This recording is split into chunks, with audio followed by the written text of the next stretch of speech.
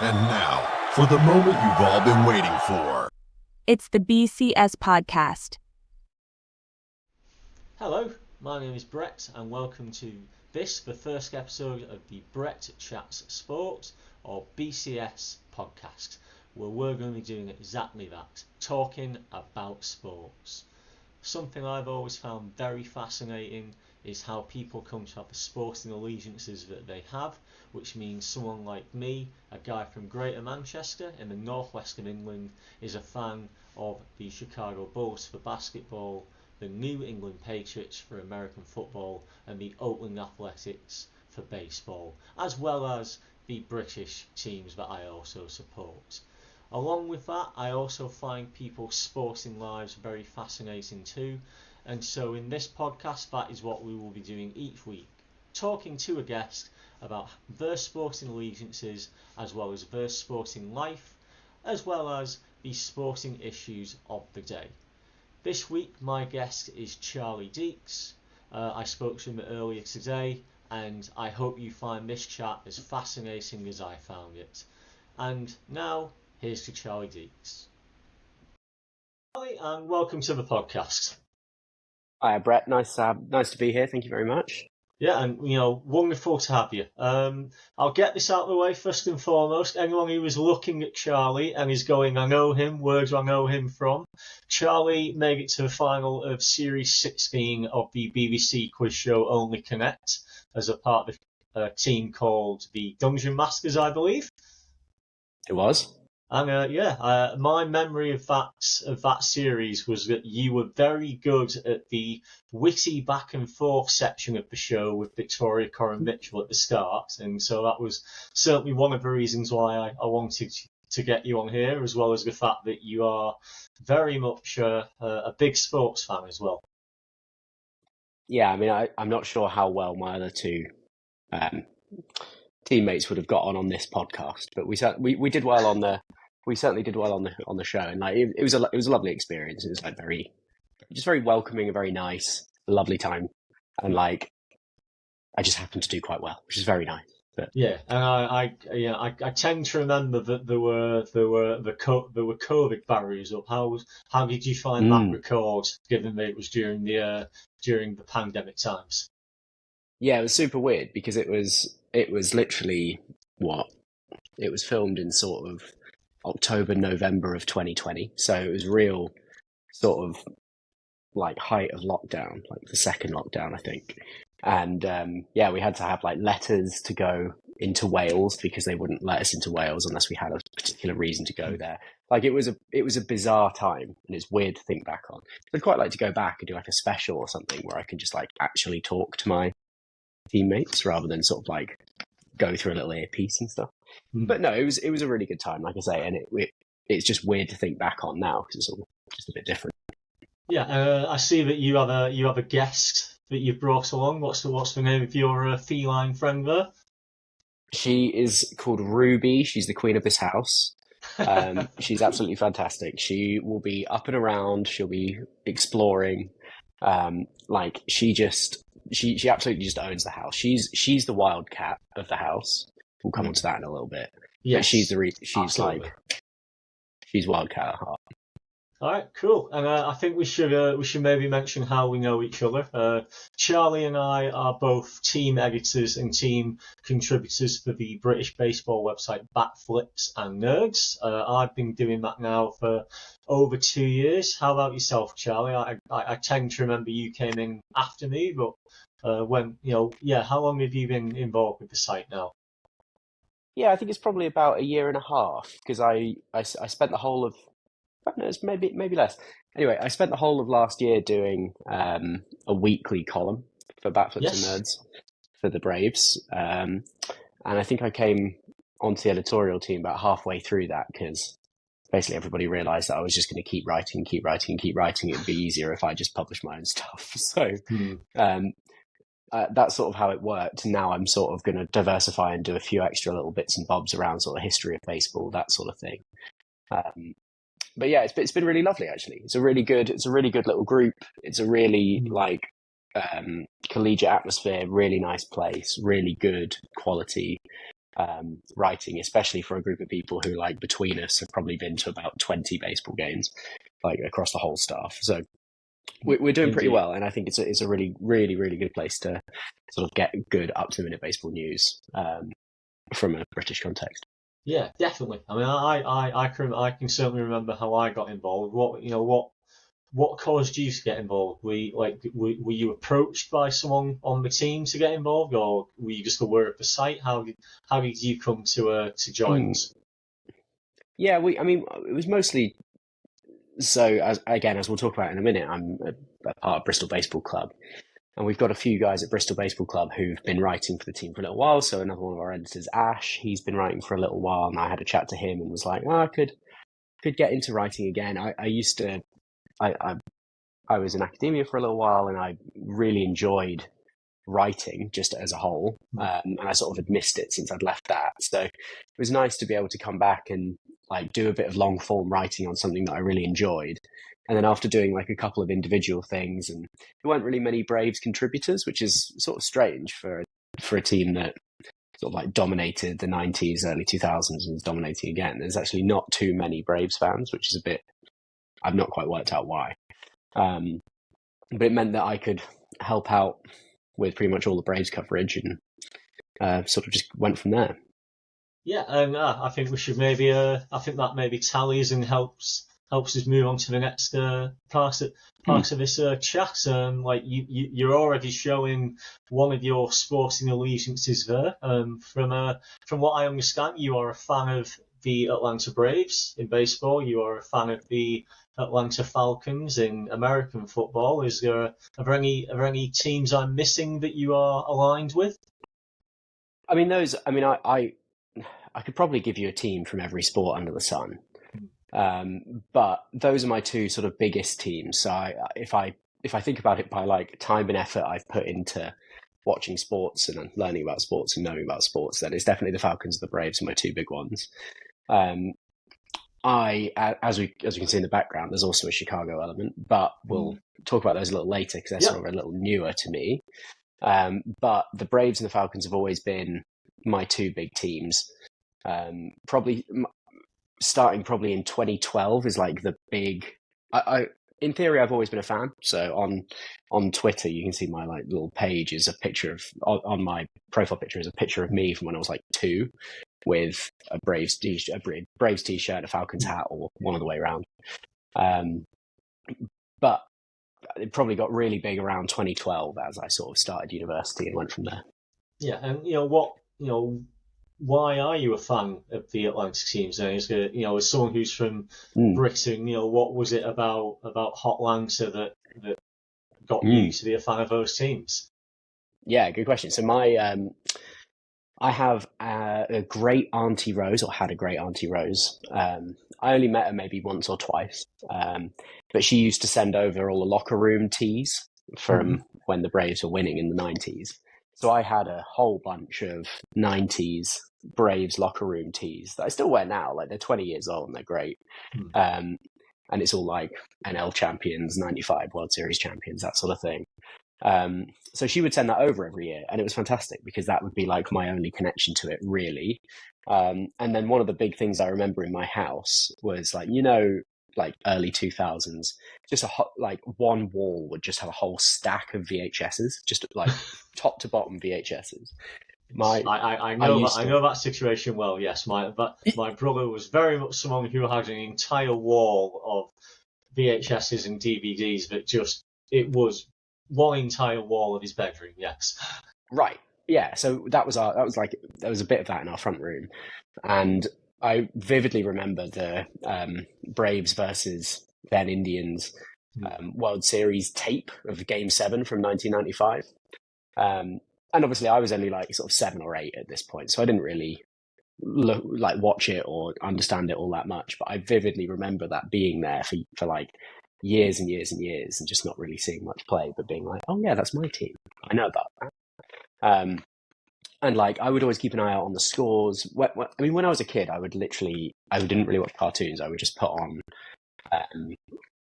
what was it called? Sky Sports News every morning. So I would wake up, Sky Sports News, and I would look on the ticker and I'd see like the NFL scores on the Monday and I'd see the baseball scores every night. And I'd always look for the Braves. I'd always look for the Falcons and see what was going on. So I would keep an eye on it ever since and that's probably since I was like 10. And then, like I say, when I was 18, I went to university. Meant it was the first time in my life I'd ever had my own room. So it meant I could actually stay up late and like watch things. And a very good friend of mine, Tim, he was and is to some extent still the like the scoreboard operator, the balls and strikes guy for the Oakland A's. Oh, my team. Yeah, right, which is pretty good. So yeah. But yeah, so How have you never mentioned this before? We've known each other for over a year, Charlie. I know, it just hasn't come up. I sort of am only thinking about it now. But Tim is a brilliant guy, and he is a teacher by day. So he most of the time he spends teaching, but he's like a part-time teacher. So when he's not, and it's baseball season, if he's got a day, he will basically work 0 hours contract to go and do the scoreboard, do the balls and strikes, some of the back end stuff. He was a film student, so he also can do a bit of film editing for the A's. So that's where he went, that's what he did, and we would stay up late because he was on a semester abroad and at Bristol where I went.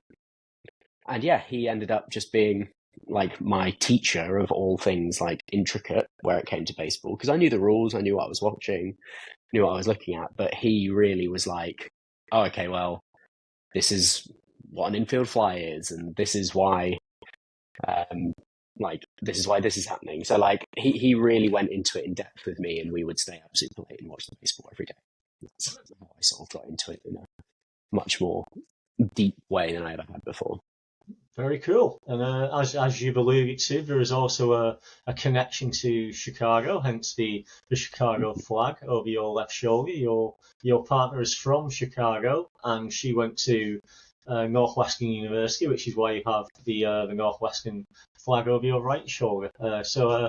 And yeah, you said to me that because of that, you also keep an eye on the Cubs. You also keep an eye on the Chicago Bears. So, what is that like for you, balancing fandom of the Braves and the Falcons with an interest, a fandom for teams who are in the same league because of who your partner is? It's been really strange. I mean, that having spent so much time and put so much effort into the Falcons and the Braves, it's part of my identity, right? Like, it's something that I really, really value, really, really love. And now, having been with my partner, Kate, my now fiance, Kate, who is congratulations. Wonderful. Thank you very much. It's just absolutely fantastic. I've now been to Chicago. I've spent time there. I've seen what it's like. And I was also lucky enough to go to Atlanta the other day, a year and a bit ago. And it's weird because like Atlanta's a lovely city. It's an interesting place. Like it's very different to Chicago, and I really loved Chicago. Chicago was just a fantastic place to be. Atlanta, don't get me wrong, Atlanta was good as well, but like Chicago just felt like a second home, basically. So it's been a bit strange because now I'm like, I think I like prefer being in Chicago, and I have like family links, and I now have very good friends who live there. And so if somebody said to me, Charlie, you could just relocate to any city in the world right now, I'd be like, okay, let's go to Chicago then. Whereas I would want to watch the Braves still, right? So what it's meant though is like, so Kate and I on Saturdays, what's especially good about the Cubs is that loads of their games are on at 1:20. So that's the sort of the weekend thing at Wrigley, is that you have the Cubs at 1:20 all weekend, every weekend. So it means that every weekend there's British friendly baseball, which is amazing. And it's always the Cubs. So I watched probably more Cubs than Braves last year, despite doing a lot of coverage for the Braves and all that sort of stuff. But it's fantastic because, especially for Kate, being in a country that is still relatively new to her, she's been here for like 3 years, but still just flicking on the TV and seeing the Chicago skyline in all of its glory, like, is a beautiful thing for us. And it really sort of, it's a lovely, like, it feels like home in a way that Atlanta doesn't necessarily, because the only connection I have with Atlanta is very distant family and the sports teams. So Sure. yeah, it's been really interesting, and it used to be that I would never even countenance the idea of wearing somebody else's or some other team's jersey, whatever. But now I look over at my stack of hats and it's like Northwestern and like the Bears and the Cubs, and like it's beginning. It's like a 1A 1B right now for me, where I think the Braves and the Falcons are always going to be number one, but I will have no qualms in supporting the Bears or supporting the Cubs over anyone else. Yeah, and I'm assuming that stack of caps, at least some of them are gifts from people. Yeah, well, it tends to be. I try and get a cap at every sporting event I go to. Okay. So, for example, I got one of the London Series Cubs hats when I went to the Cubs last time. I was lucky enough to go to Wrigley last summer. We saw the Cubs beat the Red Sox 10-4 with a Cody Bellinger grand slam, which was amazing. I remember it. So I remember your tweet about that. Yes. Oh, it was unbelievable. It was the 40,000 rowdy Chicagoans in like. We're in the bleachers as well, which is in Wrigley is like well known for being. There's a lot of cheeky people in the bleachers, is what I'm trying to say. It's like there was a lot going on, but it was just fantastic, just an absolutely wonderful time. So I got a hat from there. I also went to see the Steelers. We were in Pittsburgh for a wedding, so I went and got hit their hats. So I just end up having a million hats, right? And some are gifts. Mostly I just pick them up myself, but I like them as sort of a physical reminder of sort of an exciting experience. And I write in the inside of the hat what the score was. Okay. So if at some point I do live in Chicago or another city with a team, I'm not going to buy a hat every single time, but like for special times, like I'm probably not going to go back to whatever the Steelers stadium is called now for quite a while. So I thought I'd get a Steelers hat, wear it, and have a nice time. And then just on the inside, write, lost to the Cardinals in shocking fashion. Like, yeah, so it's very much a souvenir of the day and of the visit and of that specific game, rather than any kind of allegiance or any kind of fandom. Yeah, I can completely agree with that. I mean, I have caps that are not of the teams I support. Partly because I've been given them as gifts or whatever, and yeah, I appreciate them. I really do value and appreciate the thought and the sentiment of been having given them. But for me personally, I tend not to wear them. Like I have a Cubs hat and I wore it to go to a Cubs game last year when I was in Chicago, and it's. And I appreciated the gift of that hat from the person who gave it me, and for me, it was very much about the courtesy of wearing it to the game because they'd giving it to me because they knew I was going to that game. But yes, it's I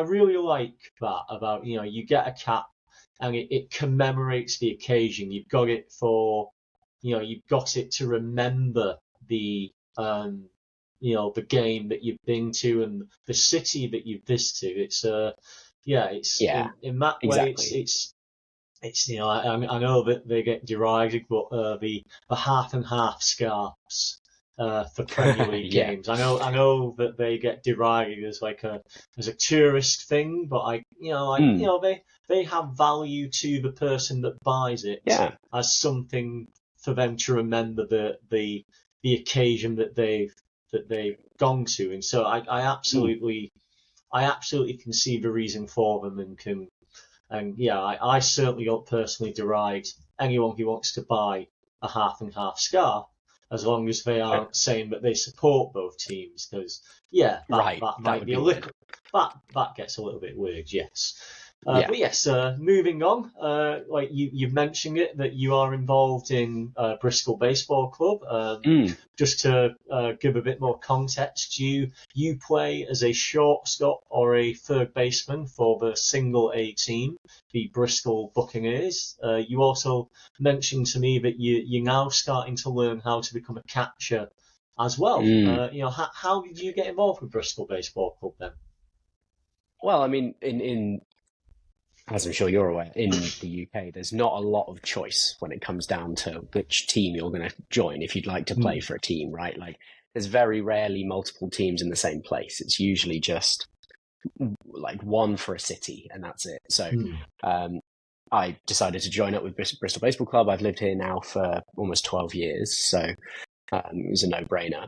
And thankfully, it's an absolutely lovely group of people. There's a huge range of people there, of all abilities. Some people who've played baseball for 30 years and they're sort of just like winding down but still loving it. Some people are at the top of their game. Like, some people are 14, 15 and just absolutely fantastic at what they do. I fit into the category of sort of like just a recreational man. It's something I do my best at, but I'm not particularly fantastic at. I'm all right. I enjoy it. I can play in a few different positions. It's good fun. But usually I'm just happy to sort of like fill the gaps as and where the team needs me. So like we're in the sort of team that attempts to win single A, our division. But we also have, we have 6 teams. We have a women's team, a youth team, 2 single A teams, a double A team and a triple A team. So, yeah, really lovely club, really great bunch of people. And I just joined because basically after lockdown, I lost about 5 stone in weight. And I was like, do you know what? I can actually go out and run around and give it a go and try stuff out. And I've always loved throwing a ball around. Don't really care that much for batting. If I could be a designated fielder. If we want to talk about one rule I would change in the MLB, by the way, institute the designated fielder. So I would just do that all day long. I could just go out there and field ground balls for hours and hours and hours and hours and hours until my shoulder falls off. But yeah, so that's what we tend to do. We're just finishing off indoor training, and then we'll be outdoors from sort of next week or so. So yeah, it's a lovely, lovely group, and I've been sort of doing little bits and bobs here and there. I was helping out with the youth system last time, also getting involved with sort of like the league office and the way the league runs. We have a little Southwest League. So yeah, really, really lovely people, infrastructure, just sort of, and what's really lovely is actually, obviously my group in Bristol is amazing, but part of the brilliant thing about British baseball is going to go and see all of the other British baseball teams. So being able to go over to like the Western Jets, I know most of the people on the Western Jets now, which is lovely. Like, not to the extent where they'll like let me stay at their house, but like if I go and play with them and I'm stood at shortstop, I will chat with people at second base. I'm that sort of shortstop, just annoying. But it's just fantastic, and it's a really lovely thing. There's a load of people now that I wouldn't have ever met before. Even like met friends from school that I haven't seen in years and years and years, who suddenly now just play baseball like over in Taunton or like whatever. So it's just been an absolutely lovely experience, really, and it's like so highly recommended for anybody who's interested in, like, the level is such that you could have absolutely zero coordination and still play, which is great. Although if you're obviously unbelievable at it, you can also play at that level too. But you can literally just start from absolute scratch and still play. So yeah, I think it's fantastic, super inclusive, really nice, and a really just sort of good environment to be able to play a sport.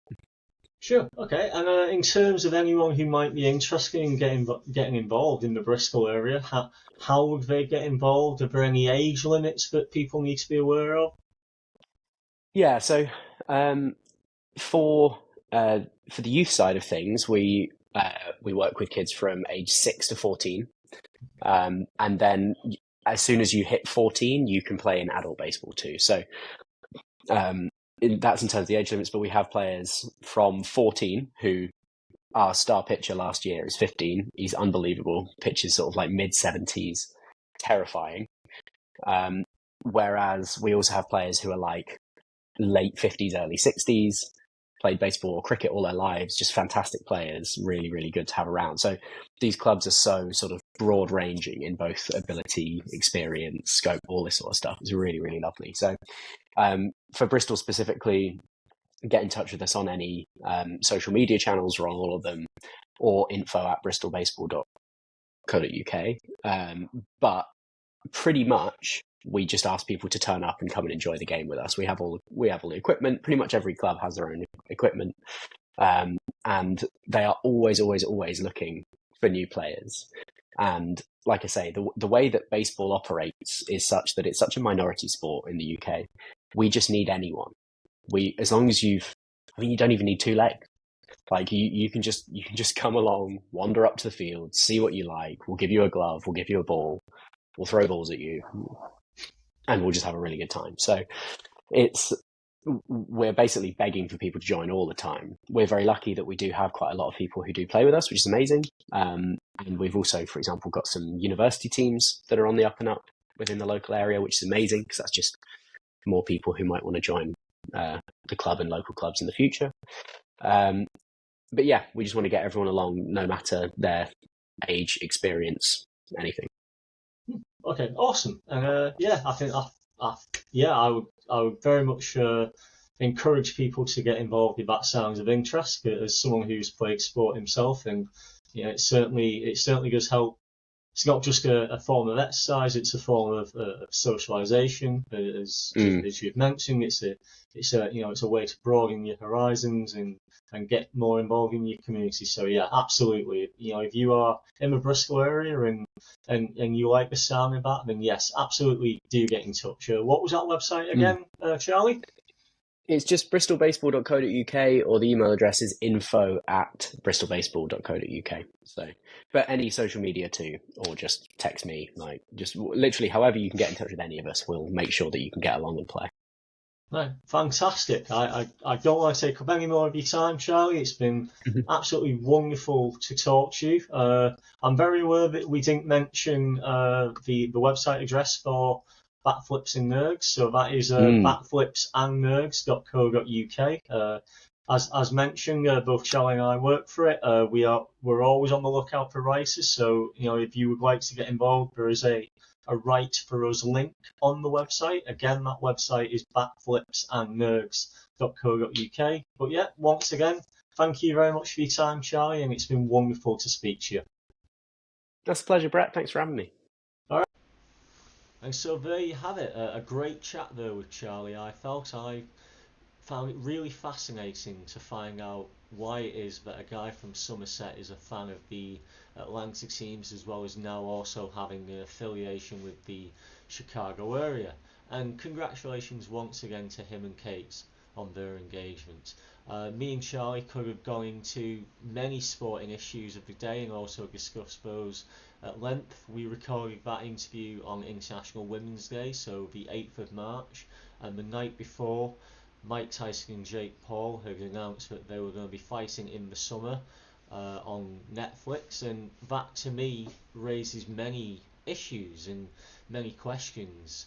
Sports have been behind a paywall for many years now in both the US and the UK, but this is something new. This is Netflix getting into an area that they hadn't previously got into before, and so you have to wonder if that is a harbinger of things to come. Is Netflix going to start competing for broadcast rights to other live sports? Are we going to see Netflix competing for the Premier League highlights in the same way that Amazon Prime has competed for them in the past? And are we going to have more games behind paywalls now? And what does that mean for accessibility? What does that mean for fans being able to actually see the sports that they love? It'll be interesting to see how that develops. For now though, that is this week's episode over and done with. I thank you very much for tuning in to this debut episode, and I hope to see you again soon. Thank you very much for tuning in. Bye bye now. The BCS podcast is written, produced, edited and hosted by me, Brett Walker. Thank you to Music Unlimited and Picture Bay for the use of the music and sound effects. This week's guest was Charlie Deeks.